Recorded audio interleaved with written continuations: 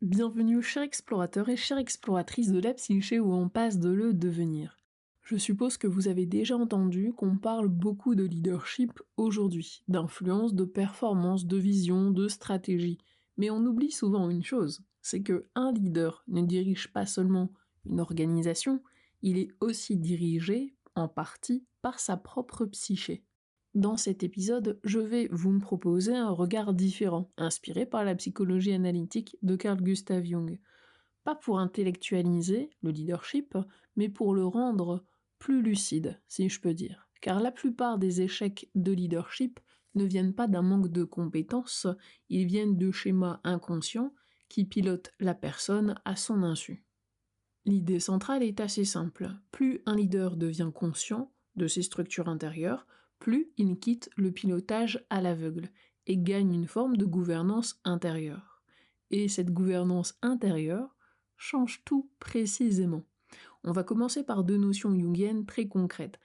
La première, je suis sûre que vous la connaissez, la persona. La persona, c'est le masque social, la manière dont on se présente dans le monde, dont on tient sa posture, dont on incarne une fonction. Un leader a besoin d'une persona. D'ailleurs, tout le monde a besoin d'une persona. Elle permet d'être stable, lisible, efficace. Mais le problème commence lorsque ce masque n'est plus un outil et devient une identité. Et un leader, parce que là je vais précisément parler du côté un petit peu plus entreprise, un leader qui confond sa fonction finit par devenir rigide, défensif, parfois épuisé, et parfois de plus en plus dur, parce qu'il ne peut plus la retirer, il ne peut plus se défaire de ce rôle. La deuxième notion, que vous connaissez je ne doute pas également, c'est l'ombre. Et là c'est essentiel. Chez Jung, l'ombre n'est pas le mal. L'ombre, c'est tout ce qui est resté non vécu, non reconnu, refoulé, comme on va dire. Parfois parce que cela ne cadrait pas avec l'image du leader ou avec la culture de l'organisation. Et c'est précisément cette ombre qui, un jour, fait éruption dans les tensions, les conflits, les réactions disproportionnées, les décisions parfois impulsives, et aussi les cycles qui peuvent se répéter. Donc beaucoup de programmes modernes de développement de leadership intègrent désormais ce point, un leader qui ne travaille pas son ombre finit par le faire payer à son équipe. La question à ce moment-là ne serait pas « suis-je compétent ?», la question est plutôt « qu'est-ce qui agit en moi quand je prends une décision, lorsque je décide, quand je me braque ou quand je m'obstine ?» Et c'est là qu'on rencontre une autre dimension du modèle jungien, c'est-à-dire les typologies. Historiquement, le leadership a souvent valorisé l'extraversion.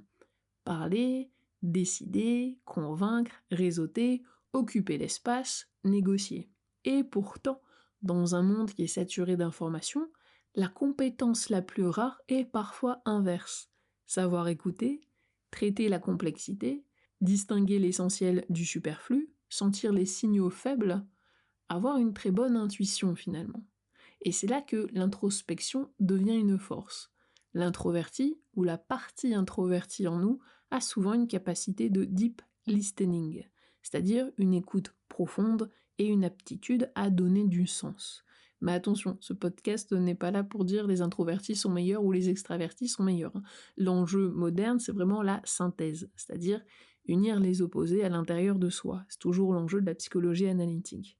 Et ici, un leader efficace devrait pouvoir agir et s'exposer dans le monde, c'est-à-dire avec son pôle extraverti, tout en restant relié à son paysage intérieur, à son centre, pour prendre des décisions non impulsives avec son pôle introverti. Le leadership mature, si on peut dire, ce n'est pas un style, c'est une capacité à tenir ensemble deux contraires. Et je vais évidemment ajouter une seconde partie à cela, c'est-à-dire les archétypes et le mythe personnel. Parce que ici on arrive sur quelque chose de très utilisé aujourd'hui dans le coaching, c'est-à-dire les figures mythiques, les archétypes, les grands récits, les énéagrammes, le test Bilbin, les MBTI et beaucoup d'autres outils de manière générale. Beaucoup de dirigeants se reconnaissent dans certaines images. Le stratège, le protecteur, le bâtisseur, le héros qui porte sur ses épaules. Et c'est peut-être puissant parce que ça révèle un script intérieur, mais une manière de se raconter sa propre vie, et donc une manière de diriger. Mais il y a un piège aussi derrière ça, transformer les archétypes en une étiquette. Mettre une étiquette sur quelqu'un donne une espèce de satisfaction intellectuelle, mais ça coupe l'écoute, ça coupe le vivant, ça coupe l'évolution, ça coupe le vrai échange. Et les archétypes ne sont pas des cases où se ranger. Ce sont aussi, là dans mon cas, des outils de réflexion, et ils peuvent servir à faire apparaître un mouvement intérieur, une dynamique et voire une répétition. Ce qui nous intéresse, ce n'est pas de dire je suis tel archétype, c'est plutôt qu'est-ce qui se joue en moi et comment ça influence ma façon de décider, de parler, de gérer le conflit et d'exercer mon autorité. On pense souvent que diriger, c'est aussi être rationnel, en tout cas c'est associé. Mais l'être humain n'est pas un tableau Excel et une organisation n'est jamais seulement des chiffres. C'est ici que Carl Gustav Jung, avec la psychologie analytique, ouvre quelque chose de très intéressant, l'idée que l'inconscient compense la conscience et lui porte une perspective qu'elle n'a pas. Et cela nous amène à un sujet étonnant mais extrêmement pertinent pour la décision, ce sont les rêves. Chez Carl Gustav Jung, les images intérieures, les fantasmes aussi, les rêves, les rêveries, sont des faits psychologiques réels. Ils expriment une énergie, une direction, une correction. Dans une situation de décision, l'inconscient agit souvent comme une boussole compensatoire. Il montre ce que la conscience ne veut pas voir ou ne peut pas encore voir.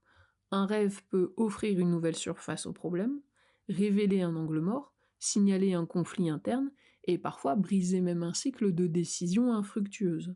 Parce que beaucoup de leaders répètent des schémas sans le savoir, ils obtiennent les mêmes résultats, les mêmes tensions, les mêmes impasses, et le mental rationnel a tendance à rationaliser, expliquer, justifier, plutôt que de transformer.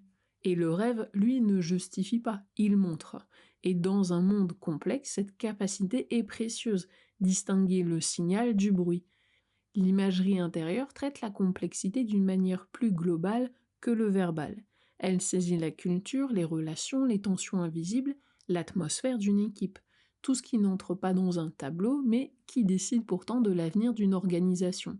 Quand un leader n'écoute pas les vérités statistiques, il risque de mutiler quelque chose d'essentiel, la vérité subjective, humaine, biologique et historique. Or, c'est elle qui donne du sens et de la justesse. Au fond, le leadership n'est pas d'abord une manière de diriger les autres, c'est une manière de ne pas être dirigé à son insu.